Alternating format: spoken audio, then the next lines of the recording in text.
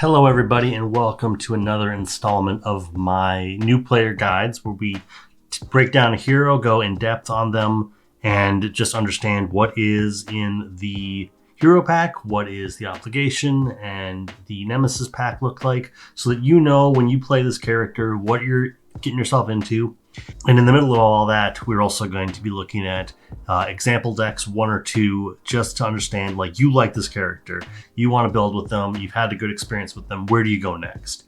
And so with all that in mind, let's start off right away with our buddy Piotr Rasputin, aka Colossus. First hero I ever played. My first encounter with Marvel Champions was Wolverine and Colossus versus Sabretooth. It's a miracle that I'm here, because I think it's not the place where I would advise a lot of people start. But either way, here we go. Looking at Peter, we have a 4 recovery mutant alter ego with the setup ability of search your deck for a copy of Organic Steel, add it to your hand, and the Aspiring Artist ability, which is a response. After you change to this form, shuffle a Colossus card from your discard pile into your deck. I really like the responsibility, the Aspiring Artist ability here, because it allows for a recursion that we will later see a little bit stronger in Magneto. I know there's other heroes that do recursion. Can't think of any off the top of my head that are this consistent. I mean, obviously, like Domino has some consistency. You don't have the same level of selection, because in this case you can just pick any Colossus card from your discard pile and shuffle it into your deck. But I think just overall, one part of Marvel Champions that I don't see it talked about a lot is just recursion. Obviously, a lot of cards let you search your deck and your discard pile for something, and I think also a hero that can naturally just put things back into their deck is always appreciated, but I think that it is underappreciated. So let's talk about, and additionally, he has 6 hand size and 14 hit points. That 14 hit points is going to be important, although I don't know that it will necessarily be on display today, if I remember properly. But either way, let's talk about the hero form. Colossus, having some pretty stellar art. A 1 thwart, 2 attack, 2 defense hero with the X-Men trait. Colossus can have 1 additional tough status card, and the ability Steel Skin, which is a response. After you change to this form, give Colossus a tough status card. So overall, what we've got here is a character that can double up on tough statuses in the same way that Armadillo can also get a bunch of tough statuses. He can have like an unlimited amount. Colossus at a base level is going to want to use tough statuses as a currency. So very often you will find yourself with two tough statuses on Colossus when you are, living the dream and you're being the most efficient that you can. For the most part, you're gonna see Colossus with tough on him an awful lot, and that, like I said, that becomes the currency that you want to use for him. His hand size does go down to 4, which is just another part of the game that I think kind of spoiled my understanding. I guess in many ways, Colossus was always preparing me for Thor, having a 4 hand size my hero form. What that also means, in a way that I didn't necessarily understand when I first started playing the game, is you do want to go to alter ego as much as possible, because you want to refill your hand. You want to put that Colossus card back into your deck. You want to flip over, get the additional hand size. For a second I was going to say you're going to get an additional copy of Organic Steel. That's not the case. But just shuffling stuff back in, drawing extra cards, flipping back over, re-getting that tough is always going to be important. It's always going to be something that you want to do. Being able to regrow that tough is one, going to help for the fact that tough statuses kind of come as a currency here, but also just in the fact that it's always nice to just have that 1 free hit, which for the most part is probably going to come from the villain, meaning that you're going to be able to use your 2 defense against allies. But this is all to say, I think at a base level, this is all pretty obvious. And we will move on to, let's talk about Organic Steel, because we've kind of circled around that a bit. So we've got 2 copies of Organic Steel, a 2-cost upgrade superpower. Comes into play with 2 uses, meaning that once you use up the steel counters, it'll go away. And the hero response: after a tough status card is discarded from Colossus, exhaust this card and remove 1 steel counter from it. Give Colossus a tough status card. So that can be pretty great. What that ultimately means is when the villain attacks and we take the tough status off, we just exhaust this and we get a tough status back.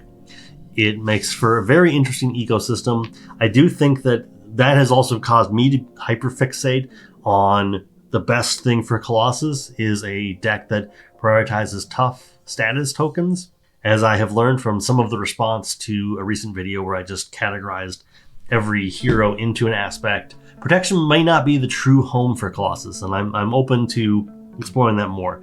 But either way, Organic Steel I think is a cool card. Obviously, there's a reason why they put it into your hand at setup, because this is going to be super powerful. The times when I forget to do that, I mean, obviously you're supposed to do that, but the times when I have forgotten to do that, and all of a sudden I'm flipping back over and I look at the card and I go, oh, I was supposed to have Organic Steel this whole time. Makes for an interesting thing. But overall, just the fact that tough statuses just beget more tough statuses is pretty great. Real quick before we get to Colossus's identity-specific ally, let's talk about the community spotlight for this episode.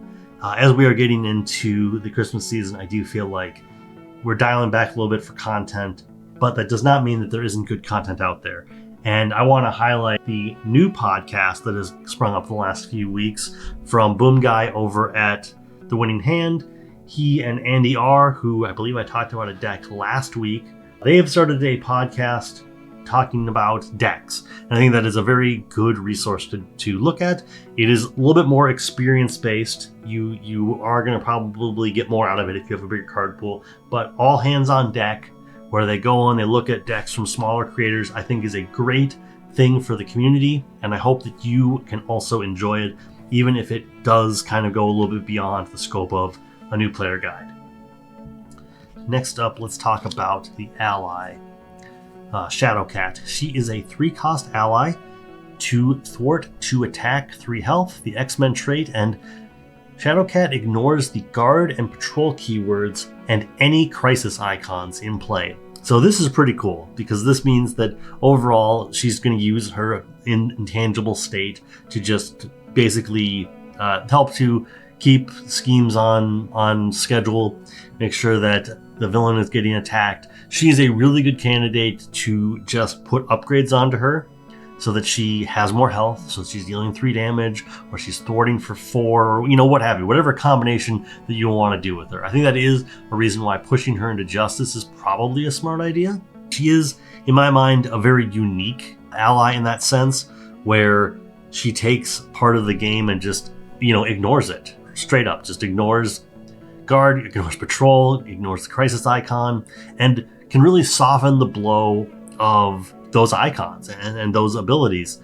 And yeah, overall, just I don't want to sing her praises too much, but I don't want to just ignore the power that she represents. Then we have 3 copies of Steel Fist, a 2-cost event attack superpower. Hero action, attack, deal 5 damage to an enemy.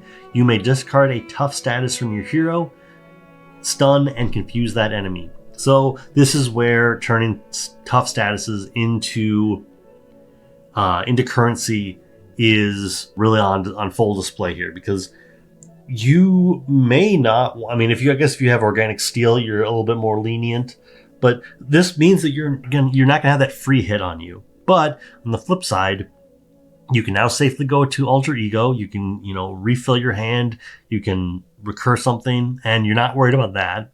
And additionally, while the tough status was going to blank an attack, that's what stun does as well. You have 1 less card taken out of the encounter deck. Any number of ways that can be skewed. It's a perfect, I guess another reason why putting him in Justice is probably not the worst thing, is if you can set up the top of the deck, then you know exactly what your encounter card is going to be. You can say, hey, I know the villain's not going to attack because of the stun, so this will be my encounter card, and all the better. I think there is depth to Colossus, and this card may not necessarily put that onto full display, but I think that it does start to show the tip of the iceberg about the minutia, the skill, the planning that can go into Colossus.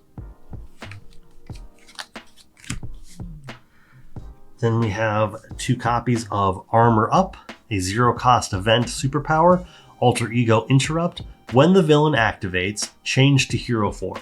So this can be super great. You go down to Alter Ego, the villain goes to Scheme, or I guess activates, just activates in general. And before they say, I'm going to activate. And then they'll check to see what form you're in. From there you go, okay, I've now refilled my hand, and now I can change to hero form. I'm going to get that tough status when I change to that form. I'm going to blank the attack, or, what have you. You're going to be able to use my hero events. But this is a unique form-changing card that I think really does a lot of work, and I feel like it's underappreciated. I like the fact that it is just different, that you have control over when you're changing forms, and you're doing it out of sequence, but you're doing it in a way that really benefits what Colossus is trying to do.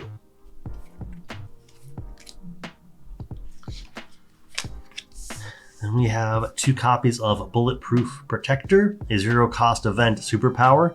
I'm quickly realizing that Dash Focus is not going to have a place in this deck. So it is a superpower, like I said.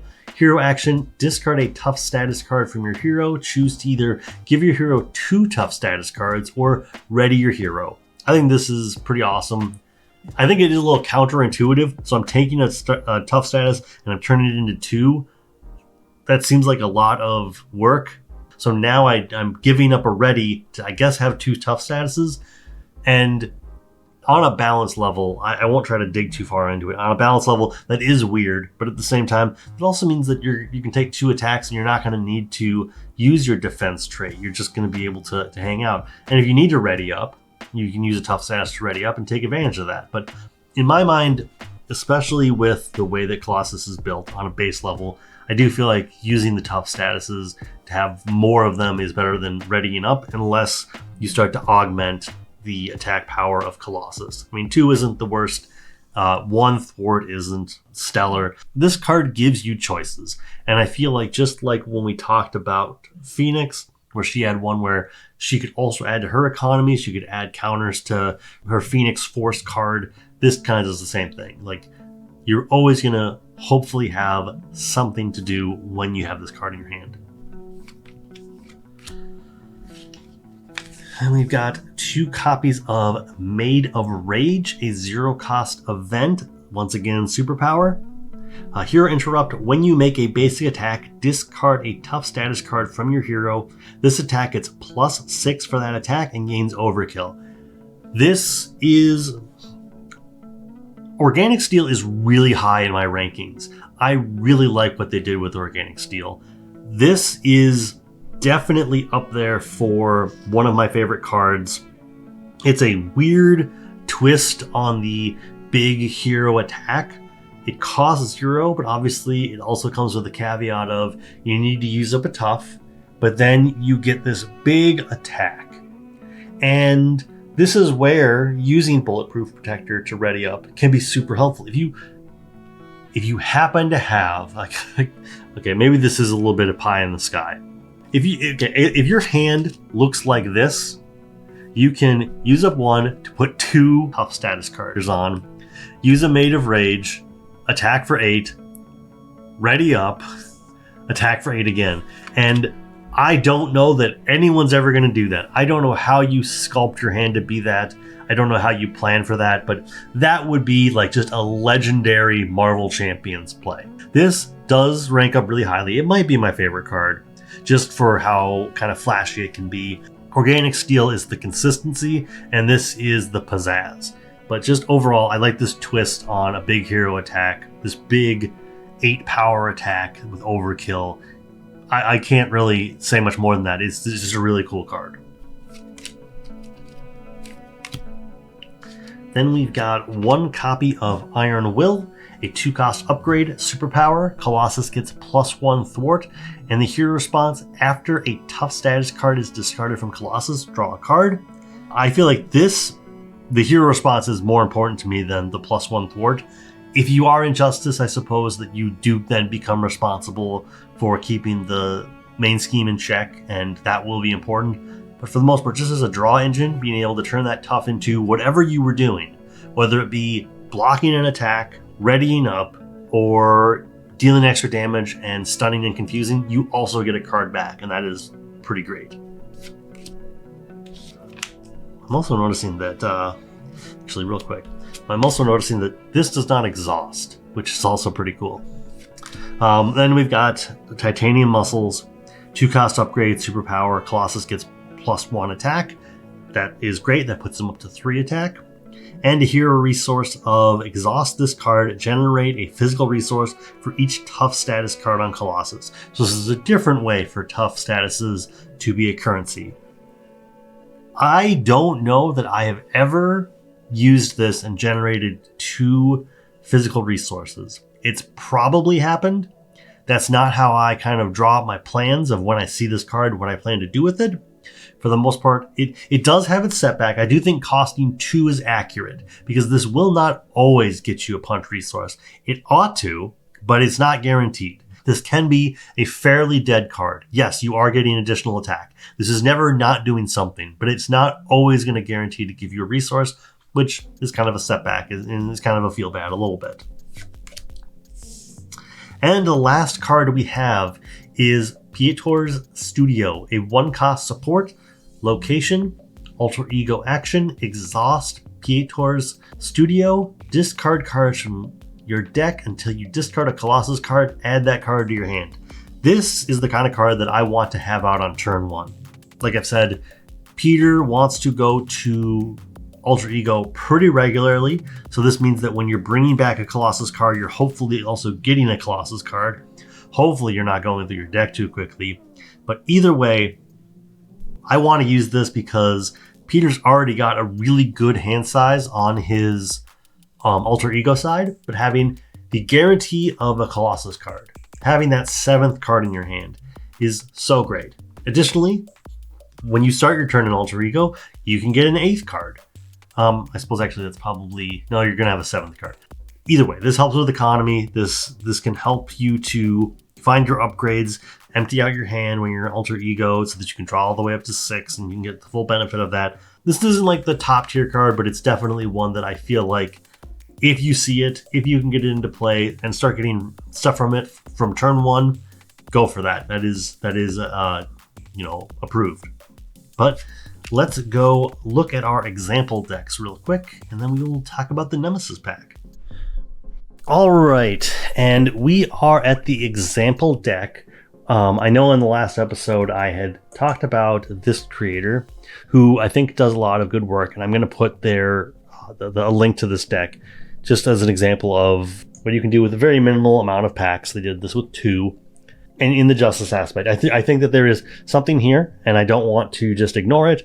So I'm going to put a link to this in the show notes. But what I did want to talk about today was this deck that I found, and I will say it is maddening how hard it is to find decks that have such a low pack count. And this even goes a little bit beyond what I was hoping to kind of hit upon. But I also do think that these packs are all of merit. I know that it's still sort of fighting against the goal of this is to try to keep us under 4 packs. And this doesn't even use the core set. But you are getting Mutant Genesis, which I think is a good buy anyway. But let's get into why I liked the makeup of this deck, even if there's not a established breakdown. I suppose we can go look at Journeyman's Babushka deck too, okay. Let me just see here. What is it? I apologize. Okay, so yeah, this got overlooked because it has so many things. I liked this deck because I do like Colossus and Protection. Having looked into it a little bit further, I can definitely see why Justice is probably another good place for him. But overall, I liked the card selection in this deck because I do think that there is good cards that I think are worth highlighting. And this is kind of what I would advise doing with Colossus at the beginning anyway, is kind of playing the perfect protection, which we'll get into in just a second. But first off, we've got Armor. She's a 2-cost ally. She has Toughness. You can only play her if you have the X-Men trait. Just 1 thwart, 1 attack, 2 health. But the fact that she only costs 2, that she's going to be able to take a free attack is already great. We will get into some of the weaknesses of why the Toughness may be a hindrance later. But overall, I think that she is just a good card, a reason to get Rogue.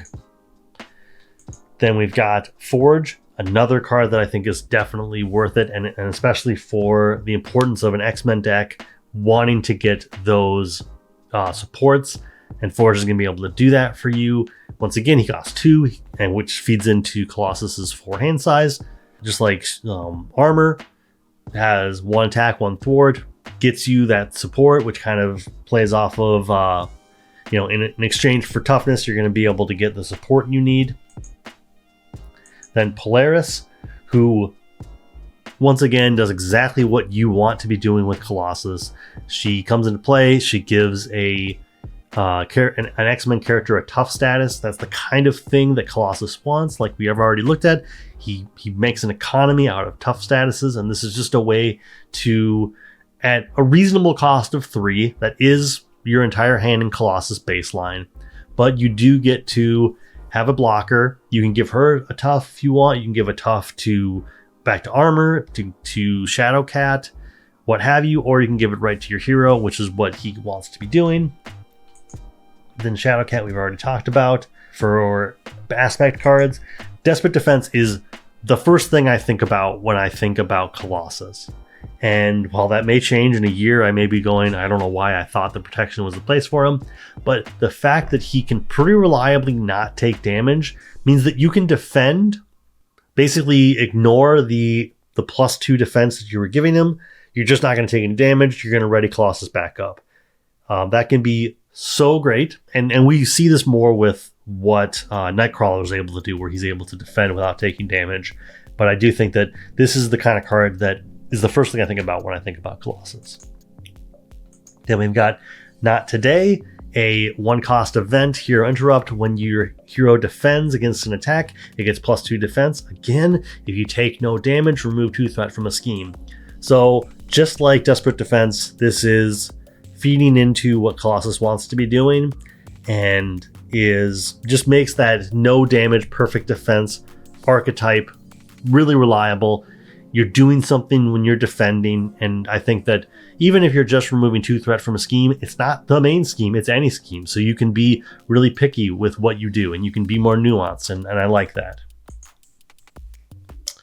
Then we've got Taunt, which once again feeds into what Colossus wants to be doing. The villain attacks you, other characters cannot defend, but you draw 3 cards. And for a character with only 4 cards in their hand, that is great. If you have your tough status up, you can just blank the entire attack, and all this is just 2 resources, 2 cards to draw 3 cards. And drawing cards is at a premium in Marvel Champions. You're kind of stuck with what you have in your hand, and this just allows you to just filter your hand to find something better.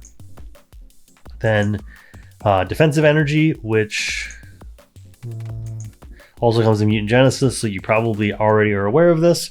But either way, just a resource that when you play it with a defense event, which you have plenty of them, you're going to draw a card. Once again, just card filtering is always just appreciated.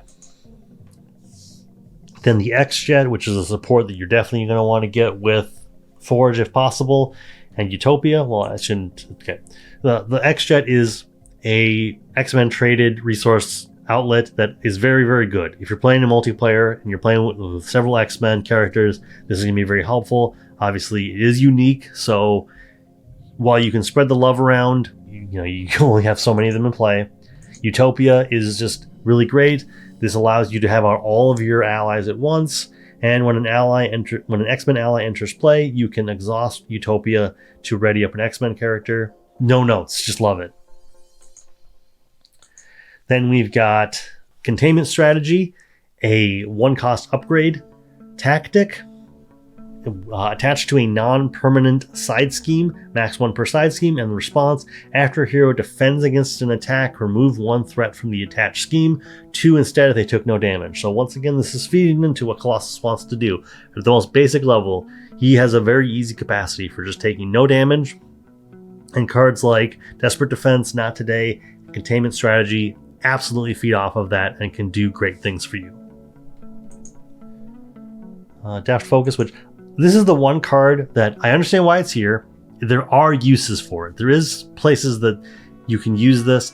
I think this is, we've already got 42 cards. This is maybe one card that you could just take out and not even replace. I don't know that there is enough use for superpower. And let me just make sure I'm not, okay, so that costs 0, that costs 0. That's not a superpower. That costs 0. So you're hitting these 3 cards. And hello everybody. I realized after I was recording everything, I was getting to the point of starting to edit, that I realized that titanium muscles, organic steel, and iron will are superpowers that could benefit from this. I do still stand by the fact that I don't know that there's enough targets for deft focus, but I did go on like a 40-second tirade about how all you're doing is steel fist, and that's disingenuous. Just wanted to highlight that these 3 cards are valid targets, but I still might question if there's enough here.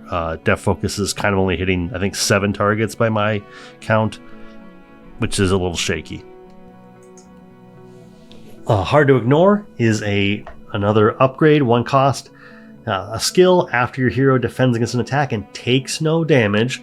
Exhaust, hard to ignore. Remove 1 threat from the main scheme. Exactly what we want to be doing.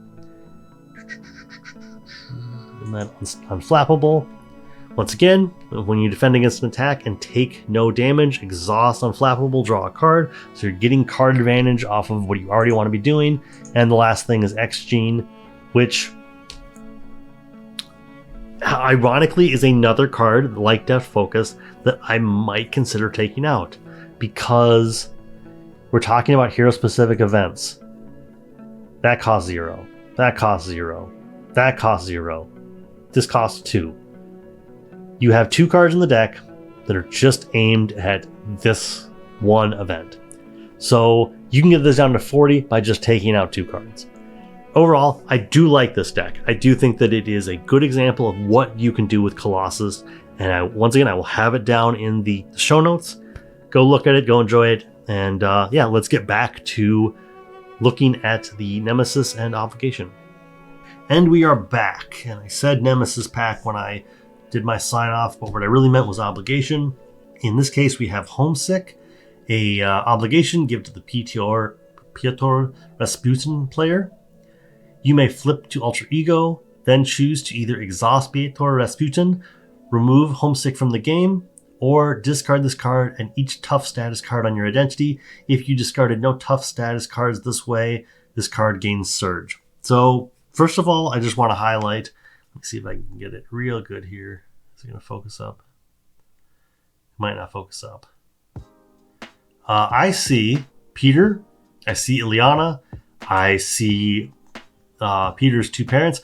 What I don't see is I don't see Colossus's brother, and that's kind of a shame. No wonder he became a villain. Nobody wants to take pictures with him. I think this is a really cool card. Obviously, you do have the get out of just exhausting your alter ego to get rid of this card, but I think that choosing to just discard this card and each tough status card on your identity is another way out of this. Gaining Surge is just another penalty. I don't know that there is a preferred, I guess getting rid of this so it doesn't come back is always probably preferred, but overall I don't know that there's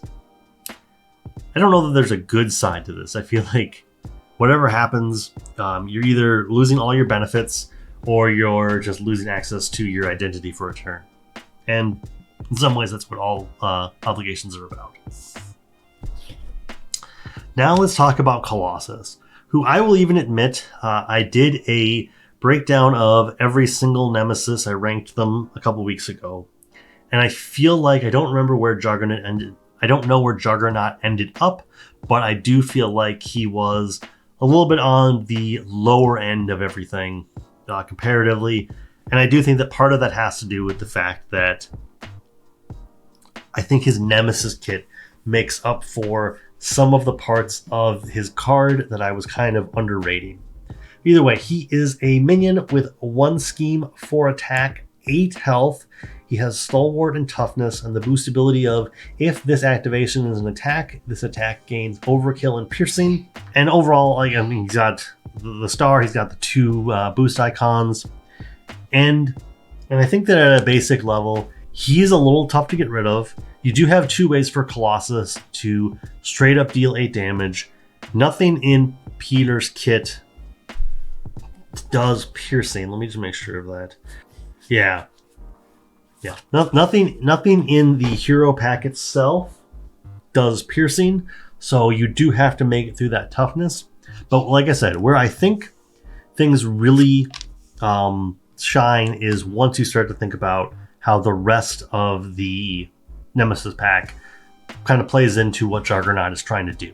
So we have Rampaging Juggernaut, the side scheme that will come into play off of Shadow of the Past. It has 2 threat per player, and it has the Amplify icon. And the text, when revealed, discard each tough status card from each friendly character. Place 2 threat here for each tough status card discarded this way. So this could very well come into play with 6 or 8 just off of Colossus alone. Let alone if you're playing Protection and you happen to have tough statuses on some of your tough allies. And I do think that Colossus' low thwarting is going to contribute to the fact that this is going to stick around, it's going to amplify, it's probably going to make the game harder. I do think the side scheme might be the roughest part of this 2-card package. Colossus is just a person, you can get rid of him. Obviously the 4 attack is scary, you can't stun him, but at the same time, like I said, I think Colossus' real weakness is going to be this side scheme. Let's look at the other cards real quick. We've got 2 copies of Unstoppable, a attachment that gives +2 attack. It attaches to an enemy with the highest printed attack without a copy of Unstoppable attached. Otherwise, this card gains Surge. And then when the attack occurs, we get the forced interrupt of when attached enemy attacks, the attack gains Overkill and Piercing. At the end of this attack, discard Unstoppable. So this is going to really mess you up. If Rampaging Juggernaut did not make it difficult already, this is just going to eat up your tough. It's going to eat through whatever ally you have. In the case of Colossus, this means he's attacking for 6 with Piercing and Overkill. This is brutal. The fact that it goes away right away is key to this not being completely broken in the favor of the villain. But yeah, this is just... Oh, I suppose this also just can go on the villain, which is also scary in its own. I mean, like I said, Colossus has 4 attack. He is a very likely target for this. But as you get up into higher skill levels, this could very well end up on the villain. Kind of at a loss to think of a minion off the top of my head that this would land on, but they probably exist and I'm just being foolish. And that brings us to the last card in the pack, Slammed. It is a treachery. When revealed, you are stunned. If you are already stunned, take 2 damage, and the boost ability of reveal this card. This is also brutal. This is just going to give a whole bunch of boost icons and then stun you or deal damage to you. I do think that the Nemesis pack for Colossus, the Nemesis pack for Juggernaut is actually pretty brutal. I think the Nemesis itself might actually be the weakest part, and that's saying a lot because he has a lot of stats. That is Colossus. Like I said, he's he's the character that I learned the game through. I don't know if that was a good choice or not either way, but I think I'm ready to say that Organic Steel is my favorite card in the kit. I think that it just brings everything together. There are much more flashy cards, but I do think that for Colossus, what you want is that consistency. And yeah, that's going to be it. Next time we'll be talking about Kitty Pryde, and yeah, I will see you then.